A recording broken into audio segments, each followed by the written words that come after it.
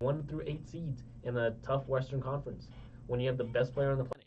Or maybe, I guess, one of the best players on the planet in LeBron James. I don't know I if don't they're know the if they're the best best or not. but let's skip right on into the NBA playoffs. I think I got the audio figured out. Sorry about that, guys. On Facebook? Yeah. We're dealing with a little bit of studio issues, so getting those fixed out and getting ready for the summer. We're getting comfortable with that, so you know. NBA playoffs, man? Yeah, man. Tell me a little bit about the playoffs. Well, Golden State Warriors have absolutely showed out. Yeah, Warriors have showed out 3-0. With two of their best players. Two of their top five. One win away from sweeping Portland in Portland. Yeah, and it's going to happen. They look dead. Yeah. That game 3, I mean, yes, they were up 17 or 18 points. But what good does that do, right? So, I mean, Dame apparently they came out after game 3. He's playing with a separated rib. But he got him in game 2, though, right? Right. So that's why his performance in game 3 was what it was. Imagine remember the defense in game 2, right? Like how he played. I wonder how. No, let me put it this way. I don't think the Blazers and Warriors don't match up well. Or the Blazers don't match up well against Golden State. So that's why they're down 3-0. Regardless of if Dame Lillard has separated or not, they're going to lose the series. Regardless. I mean, I had Golden State in 6. I thought Portland was at least going to put up a fight. Yeah, there's no hard in that team. I think you said Golden State in 7, right? Or did you say Portland in 7? I think I said Golden 7. Golden State in 7, for sure. Yeah, I mean, we both thought Portland was at least going to put up a fight, but they're not. They're putting up zero fight. And game 4 is tonight, right? Game 4 is tonight because Bucks and Raptors played last night. And it's just going back and forth. It'll be at Moda Center at Rose Garden, I think it's called. Yeah, I don't know. That would be a fun trip, though. I've always kind of wanted to go to Portland. Do you agree with that? You liked Seattle, didn't you? Portland, Oregon. Yeah, Oregon, man. Let's go down there. Seattle, Washington. I like Seattle. I like the Northwest, man. I think it's beautiful up there. I'd be down to go to Seattle and watch the Supersonics play if they get a team back in. But I wouldn't down to go to Portland. What's in Portland? Portland? Talking about Portland? What's in Portland, man? I wouldn't want to go to Portland. Who wants to go to Portland? Who says I want a vacation and go to Portland? Nobody wants to go to Portland. Ennis Cantor? Does he say that? No. I want a vacation and go to Portland. Sounds like a great place to vacation. No. Let's get back to what were you even talking about? I don't even. Let's get back to the Blazers and Warriors talk, okay? The Blazers just don't match up well with Golden State, and it's simple as that. And Stephen Curry's put on a show. He struggled in round 2, early on in round 2, where I believe he was shooting 10-15% from the field against Houston. Right. But now all of a sudden you put him on Portland, and he's shooting almost lights out. You know, he dropped 37, 36, and I don't remember how much he dropped the other night, but either way, still enough to come back from Portland. And to me, that game in game 3. Yeah, Portland was up 17, but I think everybody knew watching that game that Portland wasn't going to hold on to that lead. Everybody knew. Like I was watching it, and I just had the feeling I was like, oh, Warriors are going to come back 17 easily. Feels like 5 points to the Warriors, right? Yeah, I mean, in 3 possessions, they cut it down to 9. You know. The Warriors are scary, man. And if KD doesn't come back, I still think they're going to win. Let me rephrase that. If they play the Bucks, if KD doesn't come back, they will not win.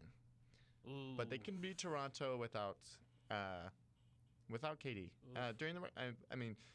Think about this. During the regular season, I said this last week, 0-2 versus Toronto, and they split with Milwaukee. But think of how good Milwaukee's playing. Yes, they did lose one game, but that one game took 2 overtimes. It took Kawhi playing his best and Giannis not playing his best. Right? Mm-hmm. I wouldn't say Kawhi played his best in Game 3, though. I don't have the numbers in front of me, but I don't think Kawhi played his best. Better than he did in Game 2, for sure. No, that's not hard. Yeah, true. But altogether, I'm hoping for Bucks Warriors. I mean, what else could you hope for? I think the Bucks are the best team. I agree. It's going to be the Bucks and Warriors. I don't think Toronto wins Game 4 tomorrow night.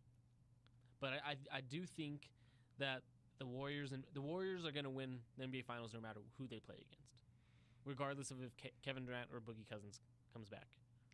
Giannis is a scary that game. Game 1. Basketball, the NBA is a game of matchups. It is a game of 5 versus 5. It is a game of who can guard who, and right now the Bucks cannot guard the Warriors, and the Portland can't guard the Warriors either. And I don't think the Raptors could guard the Warriors. Either way, you have mismatches all across the floor, especially if Draymond Green is playing the way Draymond Green continues to play. Yeah, the Raptors definitely. I could see that. Like, Kawhi can guard KD, but then who's gonna chase Clay around, right? Like, who's gonna chase Steph Danny Curry Green, and nobody's gonna be able to guard Kyle Lowry. Can't guard him off the bench. Van Vliet can't guard him. Yes, Gasol and even look at the Siakam. Bucks though. Who can guard on the Bucks? I mean, Giannis. Michael Brogdon? Yes, Malcolm Brogdon is a top-tier defender. He can definitely guard one of those two guards. And I think George Hill is... Oh, I don't think George Hill could keep up with Klay Thompson or Stephen Curry. Not at all, but I think that the veteran presence, not to say that the Warriors aren't veterans, like they've been here for 4 out of the 5. Damian Lillard and CJ McCollum don't have that veteran presence to guard Steph and Klay? I mean, when was the last time they were in the Western Conference Finals, though, right? Like, first round is different. When was the last time the Bucks were in the Eastern Conference Finals, let alone the NBA Finals? 100%.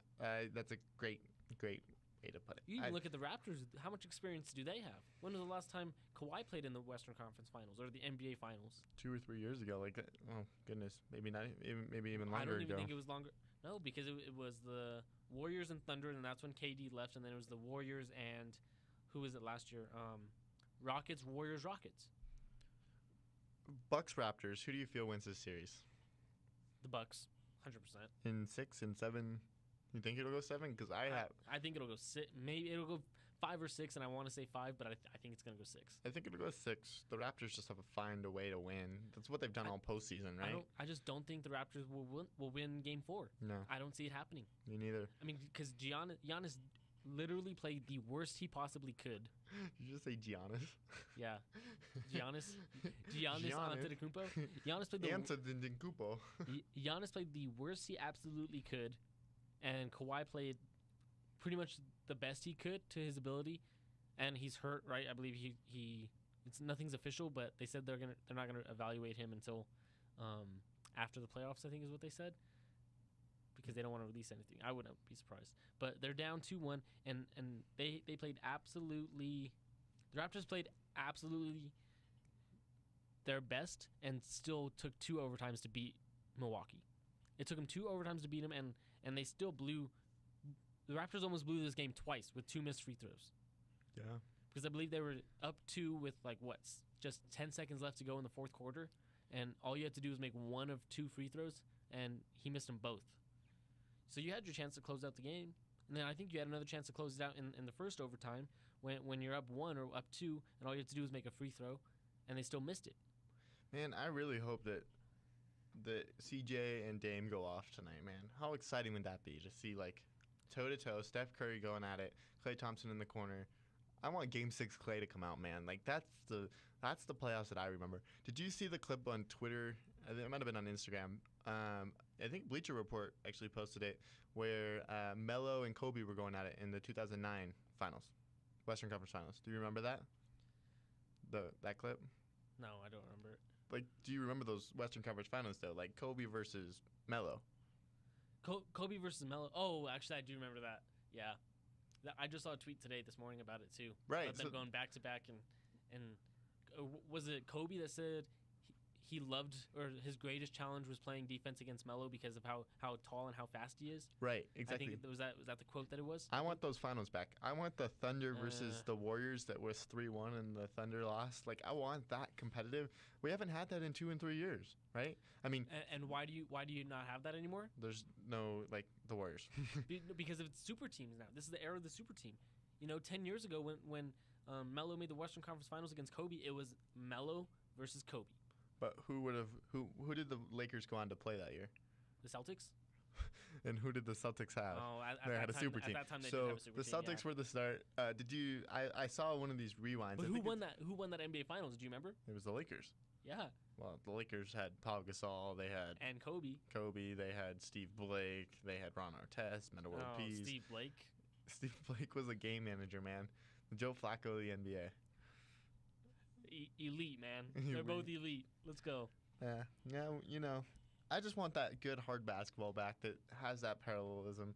Like that Game 7 series, the 7 games that the Raptors and the Sixers went, that was a great series. That was actually a very good yes, series. the Nuggets lost, but that series with the Blazers was a great series. The Clippers-Warriors series is arguably a good series, but it was good for the first They had 5 one games. good game where the Clippers destroyed Golden State, and that's when everybody was like, "Oh, this dynasty is over." And it's because Lou Williams had one good game against Kevin Durant. And Kevin Durant said, "You know what? Enough of this. I'm just gonna shoot over you now." Ain't no dynasty. He literally said after that game, he said, "I'm Kevin Durant," and then he came out and dropped like 53 on the Clippers and won, because you know why? Because he's Kevin Durant. Yeah. This is an interesting playoff. Like also like looking back and seeing like the Game 7 and all the highlights from the 3-1 comeback from the Cavs 2 years ago, or 3 years ago now. Wow. When LeBron just went off, like we were really missing out on the presence of greatness. Like all the drama that went on in LA this year really ruined LeBron James's like. But he was also missed 17 games due to what, a quad injury. He would have played a freak injury. If they were like good, he would have been different. Like he knew it. And just like listening to Magic's comments today, like they knew that there was some things that needed to change in the offseason. So definitely like, man, I miss LeBron. I miss playoff KD. I miss the battles that went on. Honestly, I disagree with you because I think this Warriors team right now that I'm watching is absolutely great basketball to watch. I was just telling I was at a graduation party the other day, and I was telling my friend Elijah that was there.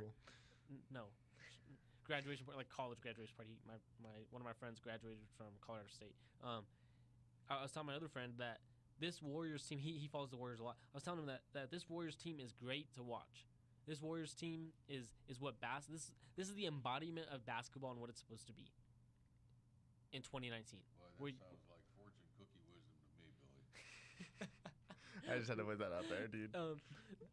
No, because just watching Klay Thompson, Stephen Curry run around, run off the screens, run off picks, moving without the ball, and then you have Draymond Green who's playing absolute hard-nosed basketball, hard-nosed defense, right? Just watching them get out in transition. I mean, it is great basketball to watch. This is what I love to watch basketball about. This is what I teach my kids about. Not my kids, but the kids that I coach. You got kids, man? This is what I coach my kids. You got kids. This is what I coach my kids, and this is what I tell them to do, is moving without the ball. And it's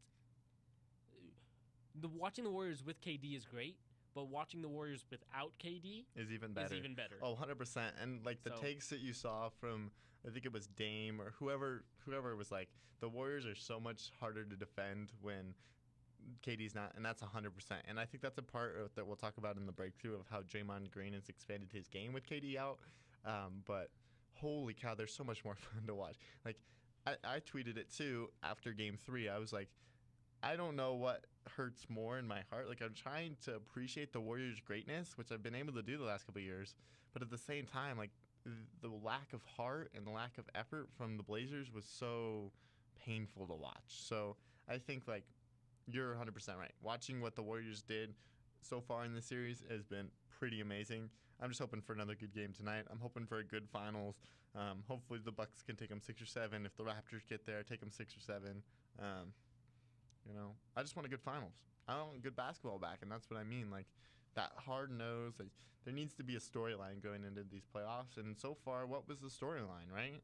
The Warriors are going to win another title, and KD's going to leave. That was really it. Giannis is up next. That was your storylines. Can the Rockets appeal? Not like they used to be. Like LeBron's competing to bring home a championship to Cleveland. So I mean, yeah, It's interesting, man. Very interesting. Love NBA playoffs. Love basketball. It's gonna be an interesting offseason. What more can you say? Yeah, dog. You said it all. I usually say it all. Unfortunately. Let's skip to the breakthrough. Yes, sir. Tell me about the importance of Draymond Green to the Warriors, because we were just talking about that. So kind of tell me a little bit about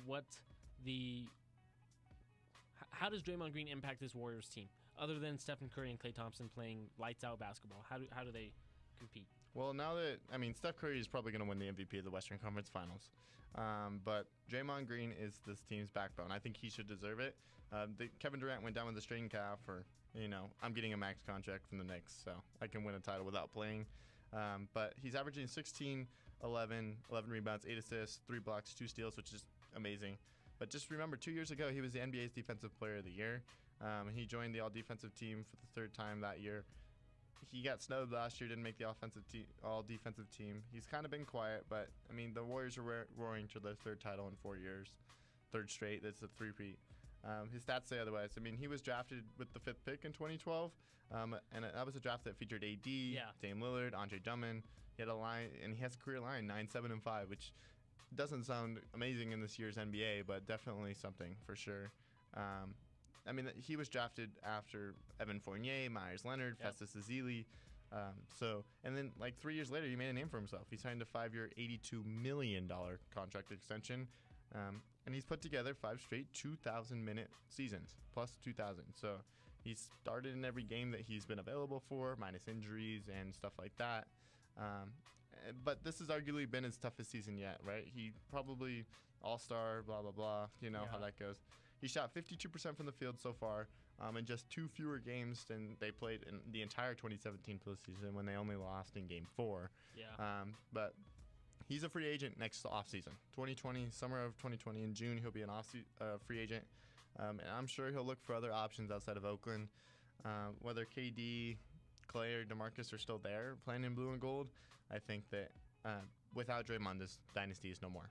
He's like the Kendrick Perkins of the Celtics dynasty. And really, he had an interesting quote this weekend, I think it was, that he said basically that he's been watching his tone, his the way he talks to the refs, the way he talks to the players, his chippiness, right? He's kind of taken away that chippiness level and watching how he gets the technical fouls. And he said he doesn't mind getting the technical fouls, but it's the timeliness of those technical fouls. Which is so smart, right? Yeah, which he's actually using his head, which is crazy to think. Draymond Green actually using his head? No way, right? But he's actually, he knows that if they have the momentum, that he can't get a technical foul and kill all that momentum. If they have the energy, why kill that energy with a technical foul? But then he knows that also if the team is slouching a little bit and that he needs to kind of get on somebody and get a little chippiness in that Warriors team, that he'll take a technical foul. He's being smart about it. He's being proactive. Actually thinking forward, thinking about the game, thinking about how this technical foul is going to impact the rest of the team. So he's actually using his head, and it was a very interesting quote that I thought I kind of wanted to bring out to this. And now that you said all this. And so Draymond Green, and like that, he's playing phenomenal defense right now and phenomenal offense. He's playing all-around basketball, not selfish, which is what you love to see. You love to see it, and that's why the Warriors have been so fun to watch. And that's why the Warriors are up 3-0. They win tonight. Steph Curry's going to win it, obviously. He's put up 30+. Yep. You know how that goes. But I'd really wish that Draymond would win it. He deserves it. I wouldn't say he deserves it. He's playing his butt off. He has been, so. So is Stephen Curry, obviously. So is Klay Thompson. Yeah, it's so natural to them. It doesn't seem so like is Andrew Bogut playing his butt off. He's playing still? I didn't know he's still playing. Yeah. I thought he got cut. But it'll be interesting. What does this week look like in sports? Right, we have Game 4 of the Warriors and Portland tonight. We have tomorrow's the Bucks and Raptors Game 4 also. Rockies are heading to Pittsburgh PNC Park. And they'll be back this weekend for Orioles. Yep, we have Baltimore. We'll have a 10-game set or 10-game homestand against the Baltimore Orioles, 3 against them, 4 against Arizona, and then we'll have 3 against Toronto. Vladdy Guerrero Jr. will be in town. No wonder why those tickets were so expensive. I was trying to figure that out. That makes sense. And like we said earlier in the show, Brendan Rodgers is still on the big league roster, which it'll be interesting to see if he gets a start at shortstop coming up in the next week, if they give Trevor Story an off day potentially. Which they might give him an off day, maybe the last game of Pittsburgh heading into this homestand. I wouldn't be surprised to see Trevor Story sit that game on Wednesday or Thursday. But they're 20-25 tied for last place. 9.5 games behind the first place Dodgers. What can you do? Kyle Freeland 2-5 with a 6.2 ERA. I don't know. You hate to see it from your ace, man.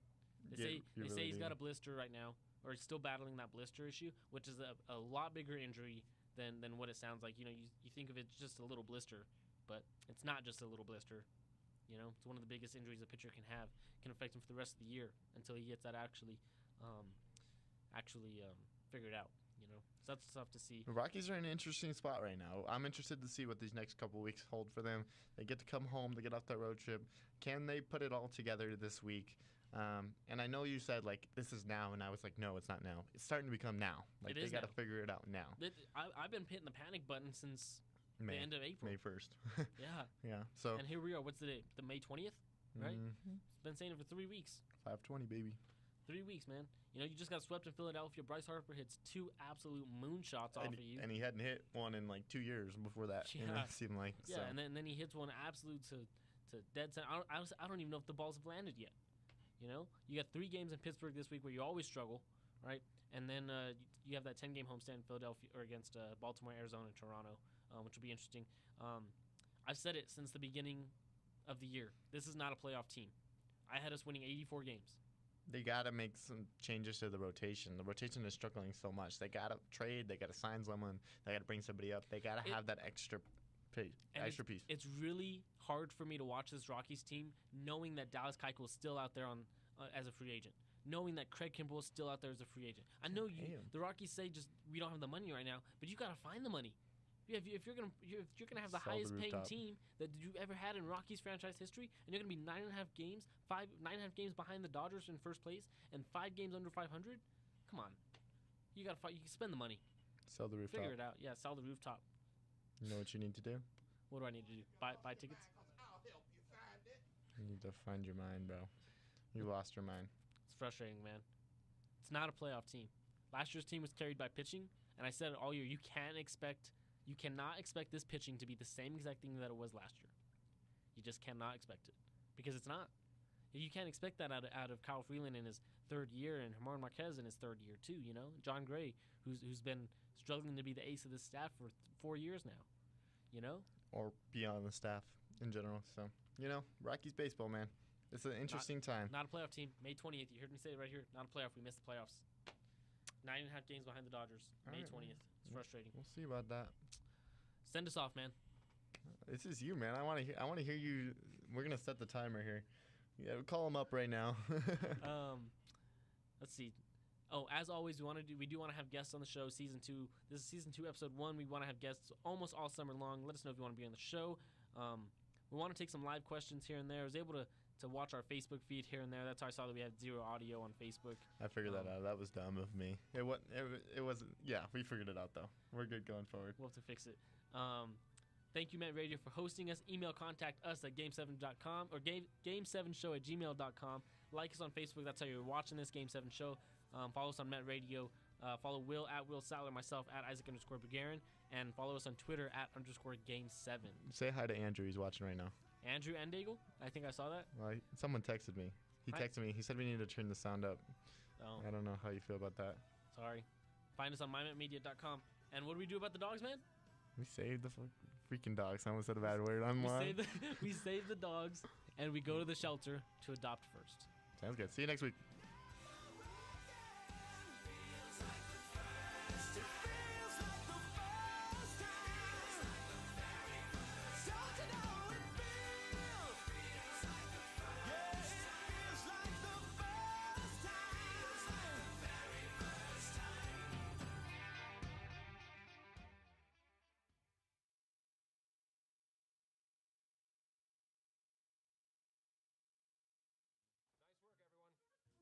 Sharp broadcast. Really good. Everyone on the floor as well. Really a lot of hustle. I liked it.